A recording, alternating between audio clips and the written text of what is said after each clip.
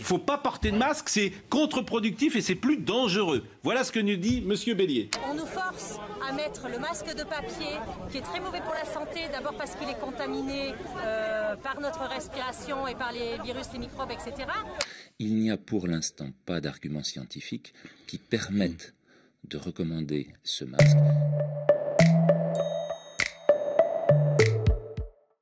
Là, il n'y a aucun doute là-dessus, le masque c'est efficace pour empêcher le virus de se transmettre de personne à personne.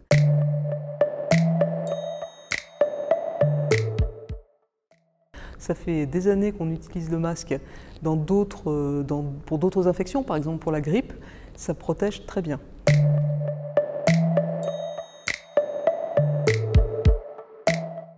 Ça c'est normal et on s'y attendait, c'est parce qu'il y a toujours un décalage entre le moment où on met en place une mesure, par exemple le masque là, mais il y a quelques mois le confinement, il y a des contaminations qui se sont produites avant la mise en place des mesures, il y a un effet, une inertie qui se fait, qui fait qu'on va avoir encore pendant quelques jours, quelques semaines des nouveaux cas. La mesure en fait de port de masque, c'est dans les espaces publics, c'est dans les espaces extérieurs et il reste une cible qui pour l'instant n'est pas touchée, ce sont les espaces privés, c'est-à-dire c'est les rassemblements familiaux, c'est les rassemblements d'amis et là il y a de la transmission qui se fait encore.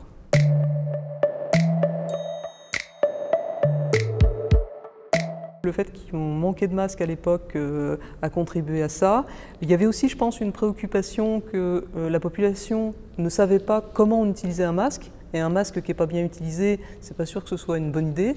Donc à l'époque, on a préféré utiliser la mesure du confinement plutôt que la mesure du masque. Mais maintenant, la population, on comprend comment ça s'utilise, on comprend à quoi ça sert. Et maintenant, c'est un enjeu qu'on l'utilise et qu'on s'en serve pour éviter la transmission.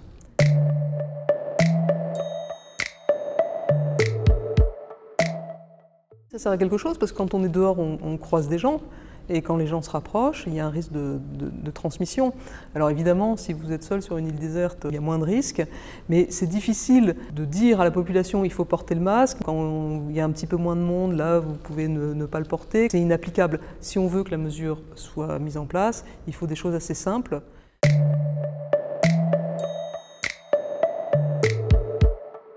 Ce qui est sûr, c'est que c'est un virus qui est dans les voies respiratoires. Quand on est infecté, il sort par le nez et par la bouche. Quand il rentre dans votre corps pour vous infecter, l'endroit par lequel il est le mieux rentrer, c'est le nez et ensuite la bouche. Donc si vous mettez le masque sous le nez, autant pas en mettre parce que vous n'empêchez pas le virus de passer par l'endroit où il préfère passer.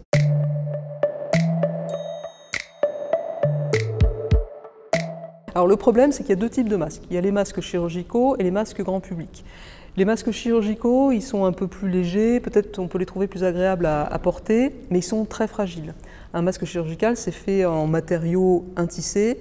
Dès l'instant où vous le pliez, ou vous le mettez dans votre poche, il s'abîme. Il y a des micro-déchirures qui se font et on n'a plus aucune garantie que le masque garde son rôle de bouclier antivirus. Quand vous portez un masque chirurgical, le mieux, c'est si vous voulez boire, vous enlevez votre masque en le tenant par les élastiques, vous le posez à plat, par exemple sur un mouchoir en papier ou sur une feuille de papier, et ensuite vous le remettez toujours en le tenant par les élastiques.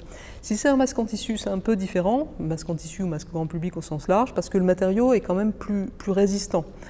Donc là, vous pouvez peut-être vous permettre de le descendre au niveau du cou. Il ne faut pas oublier de le remettre. Il faut être attentif, c'est des masques qu'on va plier peut-être, qu'on va vouloir ranger dans son sac. Il faut le mettre dans une petite pochette pour pas qu'il contamine tout le sac. Il faut faire attention au sens dans lequel on le plie et on le range, parce qu'il ne faut surtout pas, quand vous avez porté votre masque et que peut-être l'extérieur du masque est contaminé, qu'en le remettant, vous mettiez l'extérieur vers la bouche et le nez, parce que là, vous allez vous contaminer.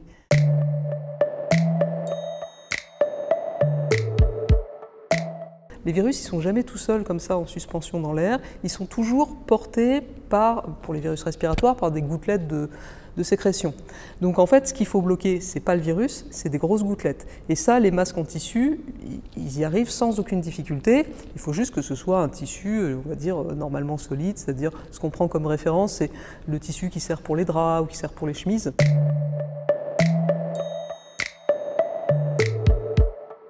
Là, clairement, non. Il faut vous rappeler que les chirurgiens, quand ils opèrent pendant des heures. Ça peut être des interventions qui durent 10 heures, 12 heures, et ils sont en permanence avec un masque. Donc il n'y a aucun problème, on peut respirer avec un masque, ils sont faits pour ça. Après, C'est vrai qu'il y a des gens qui ont mal à la tête le soir quand ils ont porté un masque toute la journée. L'explication la plus probable, c'est que le fait de porter un masque toute la journée, ça fait qu'on boit beaucoup moins. On est un peu déshydraté à la fin de la journée et la déshydratation, ça donne mal à la tête, clairement. Donc, il faut penser à boire quand on porte un masque toute la journée.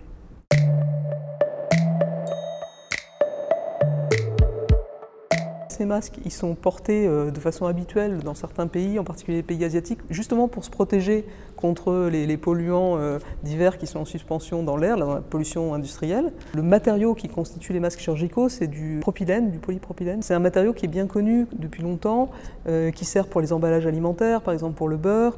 Donc c'est vraiment un matériau qui a fait la preuve de son innocuité.